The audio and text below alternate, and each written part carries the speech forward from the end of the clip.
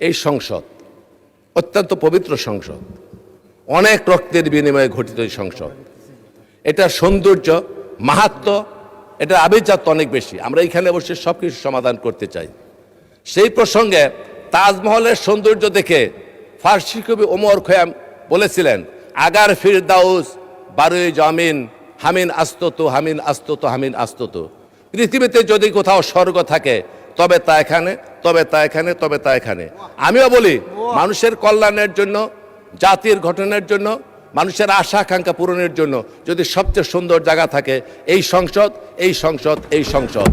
আমরা শত শহীদের রক্তের বিনিময়ে, আজকে আমাদের মা বোনের কান্নার বিনিময়ে দেশনেত্রী বেগম খালেদা জিয়া মাননীয় স্পিকার কারারুদ্ধ হয়েছেন, নির্যাতন ভোগ করেছেন, আপসের নেত্রী হয়েছেন, আজকে সবুজ চত্বরে চিরনিদ্রায় শায়িত। সেই নেত্রী আমাদের কাছে আশীর্বাদ রেখে গিয়েছেন। সেই নেত্রী এই দেশের জন্য, গণতন্ত্রের জন্য সংগ্রাম করেছেন, মানুষের কল্যাণের জন্য জীবন বিসর্জন দিয়েছেন। সবচেয়ে ধৈর্য ধারণ করে উনি সর্বশেষ বলেছেন ঐক্য এবং মানুষের কল্যাণের জন্য মিলেমিশে কাজ করার জন্য।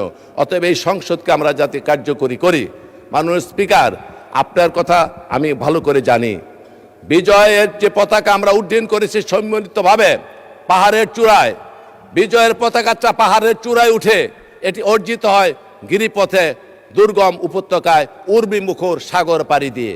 অতএব এই সমস্ত প্রতিকূল অবস্থা এবং ত্যাগের বিনিময়ে উদ্ভাসিত হয়ে যে ঐক্য রচনা করেছি, যে ঐক্যের পিরামিড রচিত হয়েছে, কোনো ধরনের আক্রমণ, কোনো ধরনের সমালোচনা, কোনো ধরনের কান কথা, কোনো ধরনের সংকীর্ণ মানসিকতা নিয়ে যাতে কোনো বিষাক্ত তীর সেই ঐক্যের পিরামিডের মধ্যে আঘাত না করে, এই জন্য সকলের প্রতি আমি আহ্বান জানাবো।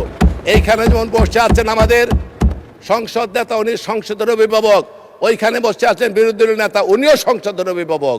সংখ্যাগরিষ্ঠতার সংখ্যালঘিষ্ঠতা নিয়ে আমরা কোনো বিচার করি নাই। এইখানে সংখ্যাগরিষ্ঠতা আছে, কিন্তু কর্তৃত্বের কোনো অহমিকা নাই, স্বৈরতান্ত্রিক মানসিকতার কোনো লেশ নাই। আপনারও সংখ্যা লঘিষ্ঠতা আছেন, কিন্তু কর্তব্যকে অবহেলা করার মতো কোনো সুযোগ নাই।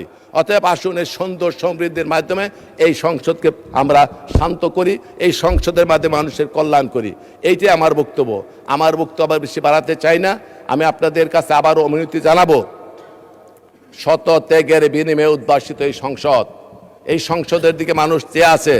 অতএব হঠকারী কোনো সিদ্ধান্ত, আবার যাতে ফেসিবাদের কোনো পদধ্বনি শুনতে না পারি, কোনো ফাঁক ফুকর দিয়ে যাতে আবার স্বৈরাচারের গোপন দোসররা এইখানে প্রবেশ করতে না পারে, এই জন্য মহান দায়িত্ব এবং সততা নিষ্ঠা নিয়ে কাজ করতে হবে। আমাদের মাননীয় প্রধানমন্ত্রী যে উদাহরণগুলি স্থাপন করেছেন, আসুন তার সারথি হই। উনি শুরু করেছেন এই পথকে যদি না কেউ কল্যাণকামী পথে চূড়ান্ত পর্যায়ে নিতে হয়, তাহলে সকলের সহযোগিতা প্রয়োজন। বিরোধিতার খাতির বিরোধিতা করলে কোনো লাভ হবে না। অতএব মানুষের হাসাহাসির পাত্র যাতে না হয়, সেই জন্য আমরা এদের কাজ করতে হবে। আসুন, যে মহান প্ল্যান নিয়ে উনি এসেছেন, শোনেন, যিনি কাঁথা সেলাই করেন তাকে বলা হয় কারিগর, আর যিনি কাঁথায় নকশা করেন তাকে বলা হয় শিল্পী। উনি প্ল্যান নিয়ে এসেছেন, মানসিক জগতে উনি প্ল্যান করে বিদেশ থেকে এসেছেন। সেই প্ল্যানের অংশ আজকে প্রত্যেকটা পদক্ষেপ নিয়ে কারিগর হিসেবে উপস্থিত হতে চাচ্ছেন।